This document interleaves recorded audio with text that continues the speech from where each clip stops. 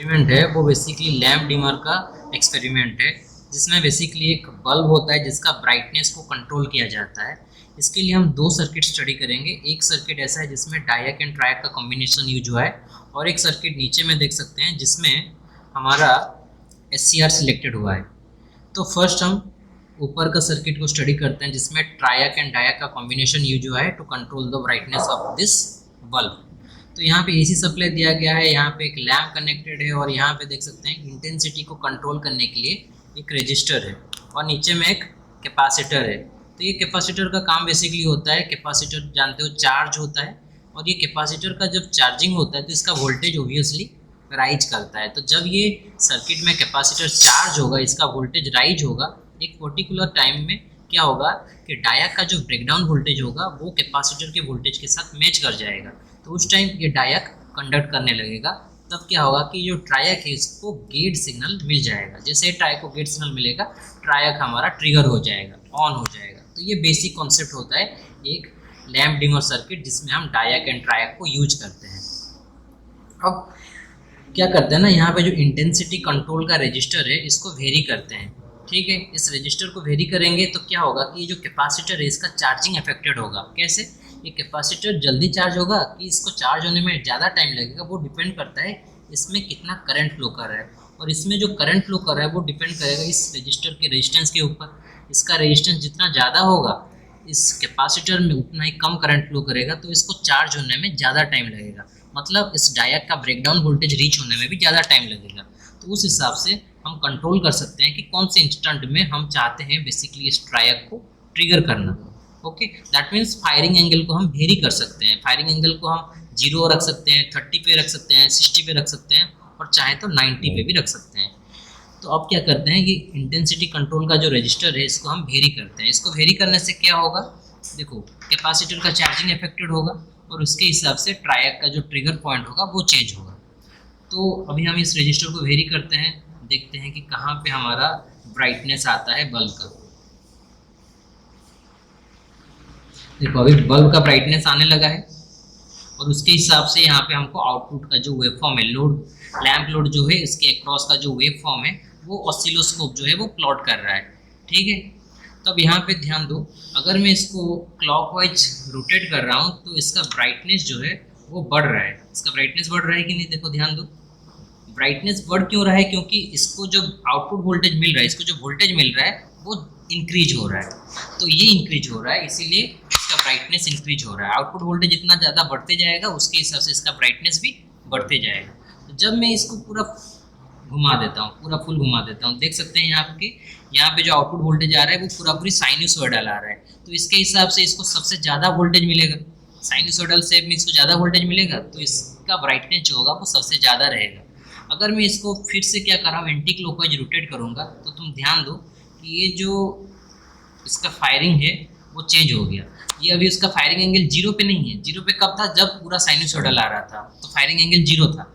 जब मैं इसको एंटी क्लॉकवाइज घुमाया तो फायरिंग एंगल धीरे धीरे तुम्हारा इंक्रीज कर रहा है। देखो अब फायरिंग एंगल कुछ है तो उसके हिसाब से आउटपुट वोल्टेज रिड्यूस हो गया, तो उसके हिसाब से इसका ब्राइटनेस भी रिड्यूस हो गया। फिर से मैं एंटी क्लॉकवाइज रोटेट कर रहा हूँ, देखो तो फायरिंग एंगल बढ़ गया।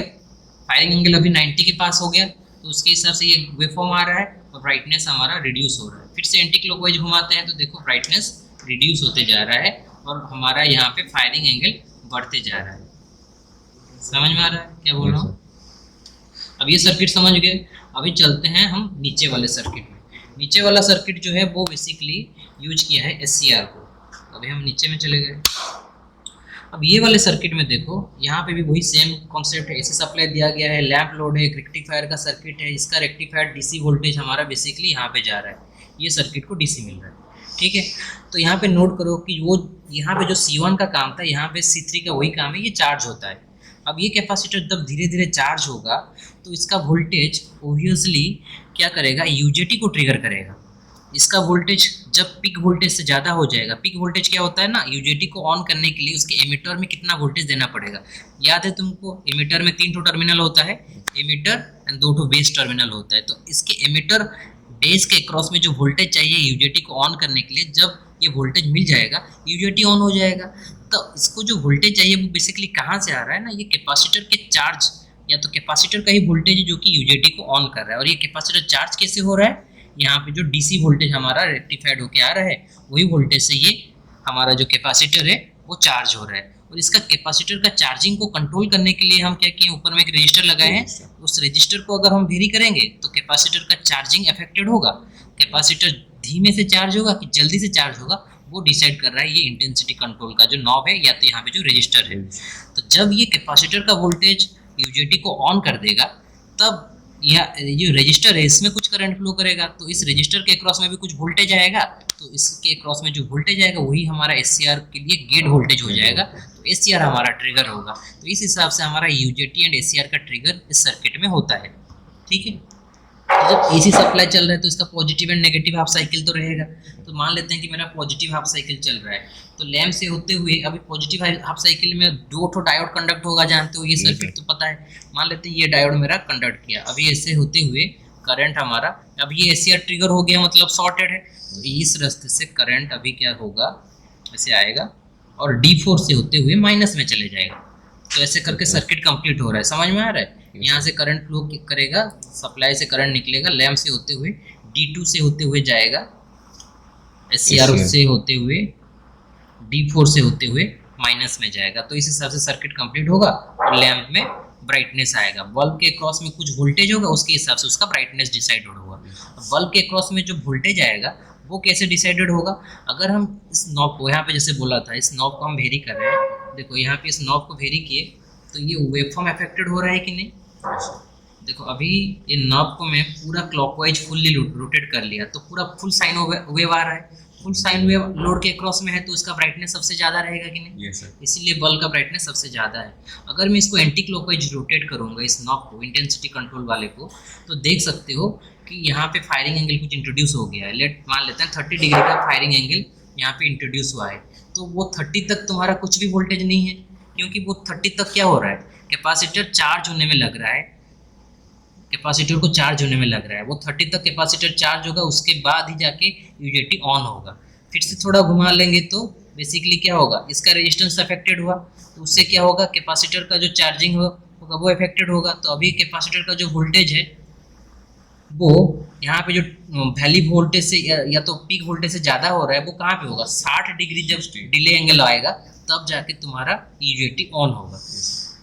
समझ में आ रहा है। तो इसका धीमे से चार्जिंग होगा, इसको फिर से थोड़ा इंक्रीज कर लेंगे तो फायरिंग एंगल और तुम्हारा बढ़ गया है।